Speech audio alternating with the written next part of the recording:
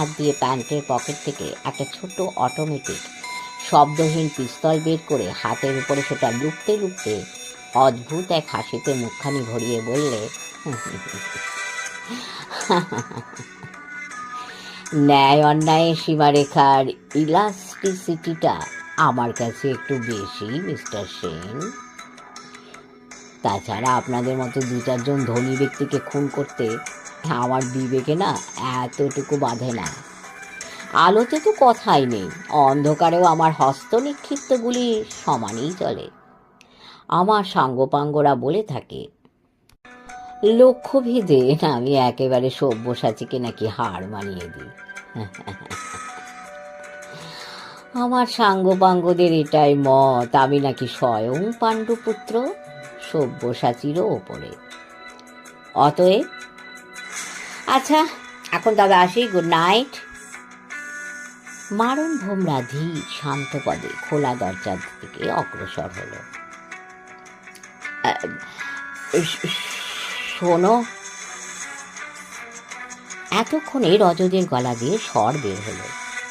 মারণ ভোমরা রজতের দিকে চকিতে ফিরে দাঁড়ালো। আমায় ডাকছেন? হ্যাঁ। ও, কিন্তু সামান্য ভদ্রতাটুকু শেখেননি দেখছি। একজন ভদ্রলোকের সঙ্গে কথা বলতে হলে আপনি করেই বলতে হয়। আমি আপনার খাস তালুকের প্রজা নই।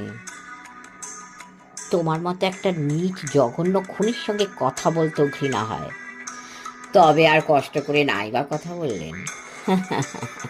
কেন কথা বলার চেষ্টা করলেন স্যার? ক্ষমা দিন না। শোনো, আমি টাকা দেবো না। দেবেন না?